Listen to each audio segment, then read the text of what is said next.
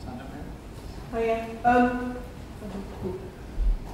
A model of a civilised society is how well it treats its most vulnerable minorities.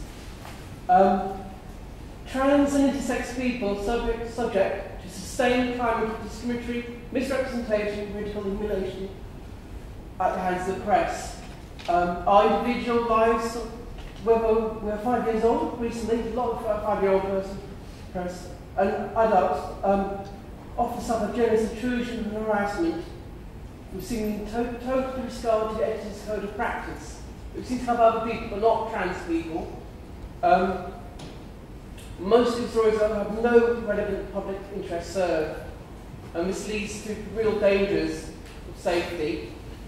How will this new PPC protect vulnerable minorities, whether it's gypsies, whether it's immigrants, whether it's intersex people, or trans people who do exist, it's scientifically proven, and how will the new PPC protect vulnerable characteristics? Sorry, I'm a bit nervous. I think it's very clear.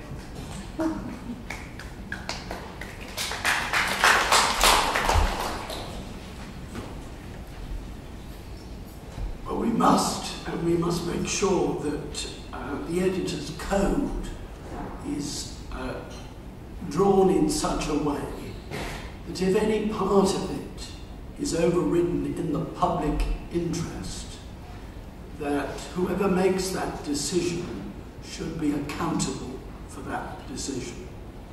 Now, as from the 1st of January this year, after I raised some of these issues with the Code Committee, they have added in the editor's code words which now make it clear, and I know it's a hell of a problem for those making this decision at the last moment.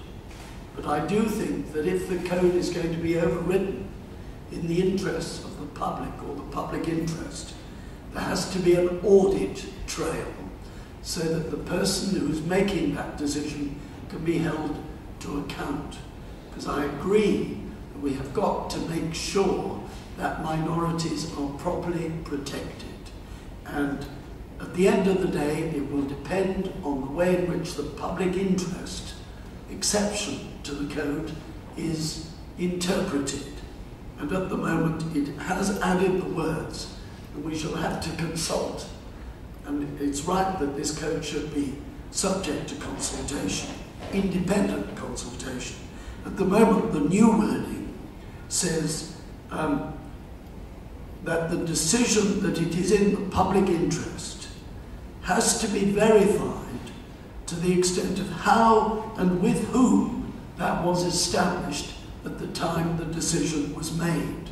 Now that's only just come in, but I hope it's the step in the right direction.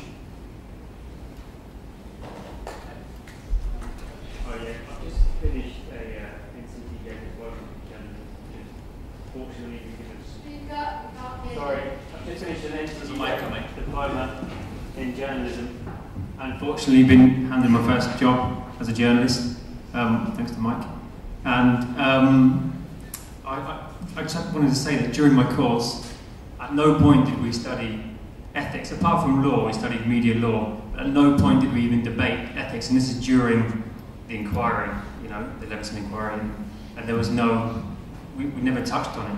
So I just wondered, in terms of a new PCC maybe, where does this responsibility lie in creating these standards and this culture, as you talk about, a good culture in journalism? Because I certainly didn't see any in my education as a journalist. Where does it start?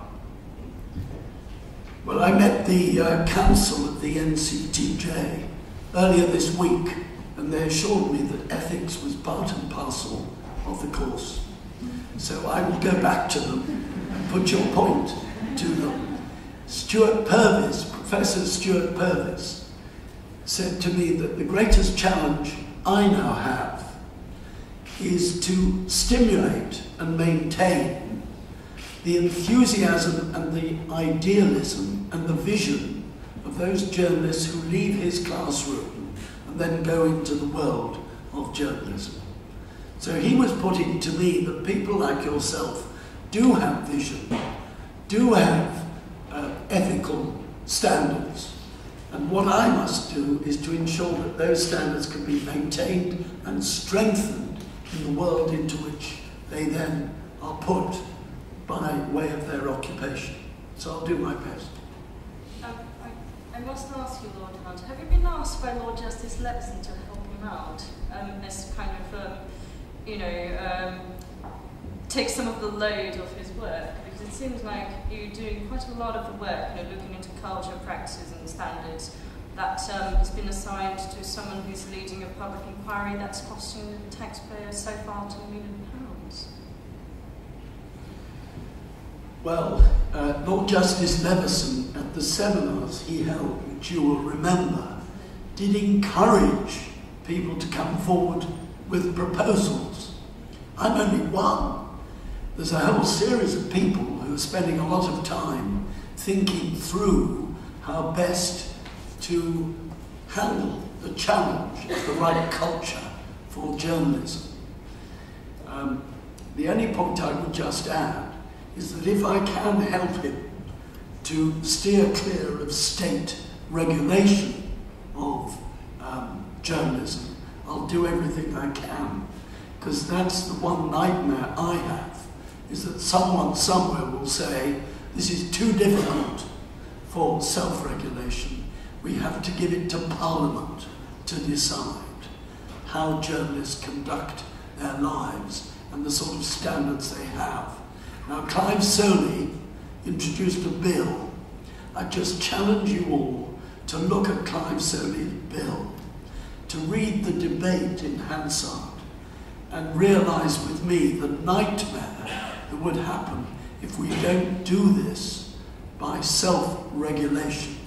I don't want politicians of any party deciding what can and cannot be written in our newspapers, magazines and online. And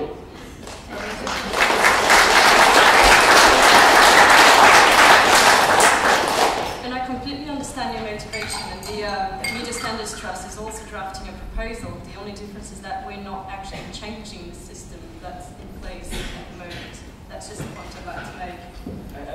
Lord Hunt, I completely, let me just put to you a viewpoint that has certainly been put to me, is that maybe you've come in and you're an independent, rational, very well respected, very well connected voice, who's maybe also got a lot of connections in the industry itself, and is almost potentially there to see if you can get them off as cheaply as possible. They realise change is coming, and someone like you coming in and sort of, almost seeing, well, what's the least that we have to give up here? Because personally, I don't see what the huge issue is with a statutory backstop. At a great distance, one that is very much protected and ring-fenced away from being amended later on, that it sits there. Because, as you know, in the legal profession, with negotiations, if you're in a position where you say to a newspaper, like anyone, you must do this, and if they turn around and say, or what? You haven't got any power behind you to actually take it, if necessary, to that nth degree. How do you ever enforce something? Why can't they just go, like they do today, what are you going to do? And that's the worry without that statutory backstop. So there's kind of two things I've thrown at you there. I sense there's a lot more to come.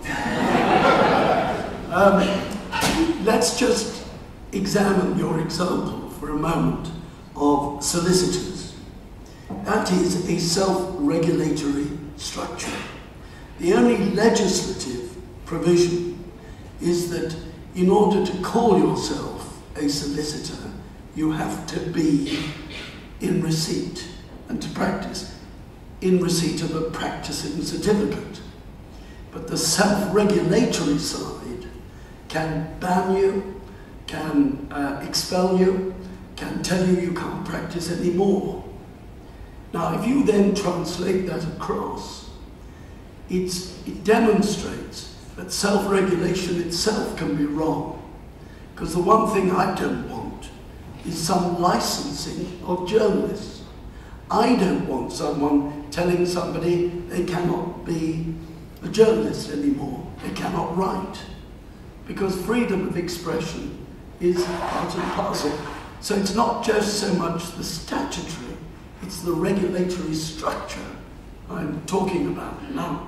My second point is, I know why you would like statutory backing of some sort. The trouble with statutory backing, as we were discussing before, is you have to start off with a bill. Now, if you look at all the bills that have been introduced into Parliament to do with the press, you'd be horrified. I challenge you to look at them. It's your worst nightmare. The idea that members of Parliament, and I've been in Parliament 35 years. Oh, I mean, 15 years is a life sentence. 35 years in Parliament, I have heard on so many occasions members of Parliament saying, how dare the press do this? How dare journalists write this? How dare they pretend they're someone that they're not, as happened recently with Vince Cable? How dare they pretend they're going to pay us this money if we put down questions? I don't want members of Parliament anywhere near this. I think it's up to all of you as journalists to work out the right regulatory structure for yourselves. The only problem I've got is I can't decide who owns the newspapers. I can't decide the qualifications for someone to run a newspaper. I have to accept the situation as it is. So what I'm going to dedicate myself to do, let Parliament, because that is where there are statutes about